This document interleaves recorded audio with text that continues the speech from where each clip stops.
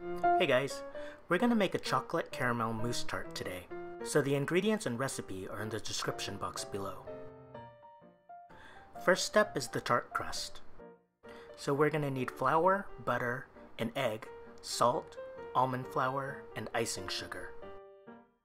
So in a large bowl, add flour and salt. Then add almond flour. Next, add your room temperature unsalted butter. Smash the butter and flour between your fingers until it becomes a sandy mixture.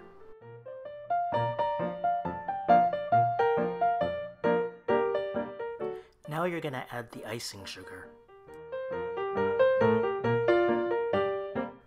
Now add a large egg and use your fingers to stir the egg into the dry ingredients. Do this until you see no traces of dry flour.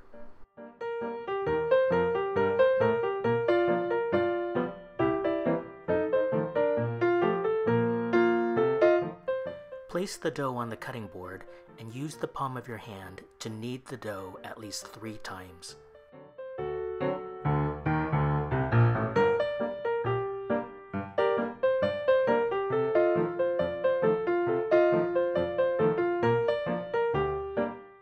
Form it into a ball and flatten into a disc.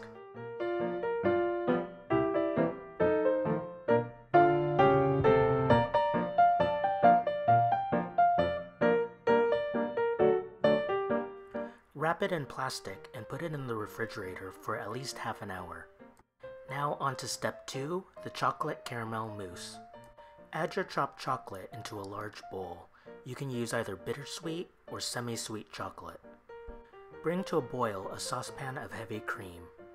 Heat up sugar in a separate saucepan to make caramel. When it melts, you can shake the saucepan to dissolve the rest of the sugar.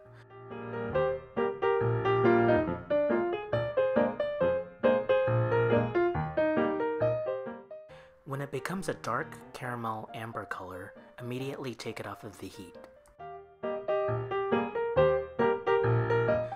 Now slowly and carefully pour the hot cream into your caramel.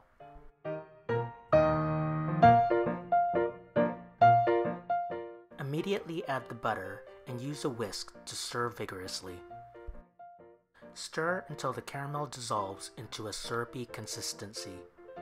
Now pour the caramel over your chocolate.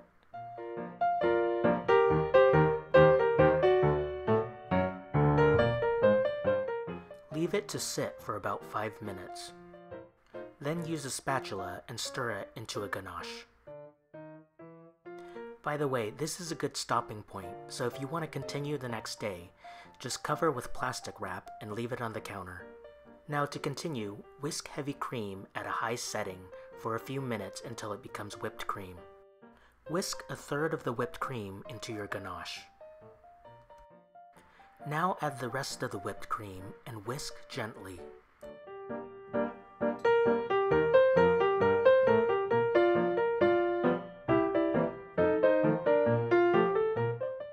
Switch to a spatula and fold any traces of whipped cream into the chocolate mousse. Leave refrigerated.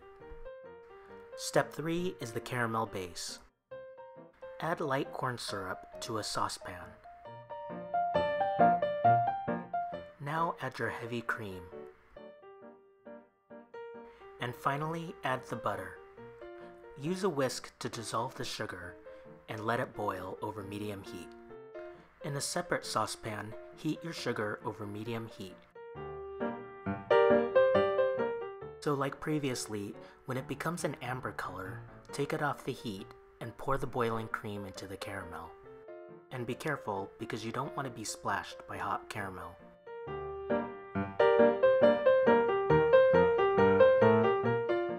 Immediately, use the whisk to dissolve the caramel into the cream. Place it back over medium-high heat and keep stirring until the caramel reaches 116 degrees.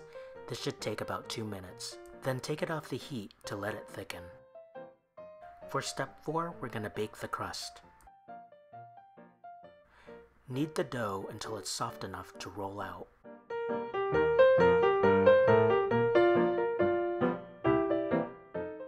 Roll out the dough until it's about 4 millimeters thick and large enough to fit into your tart pan.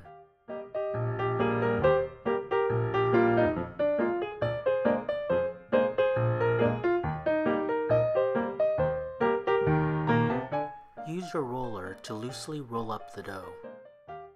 Now unroll it loosely over the tart pan.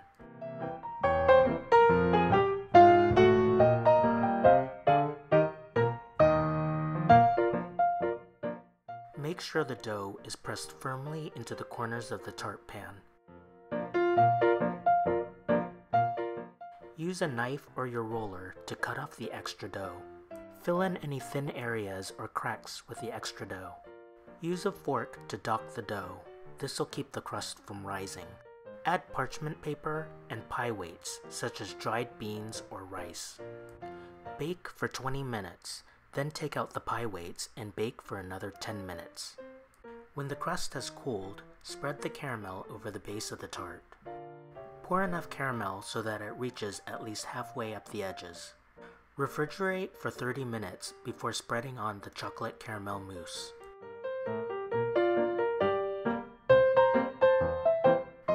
Use the extra mousse to decorate your tart however you like.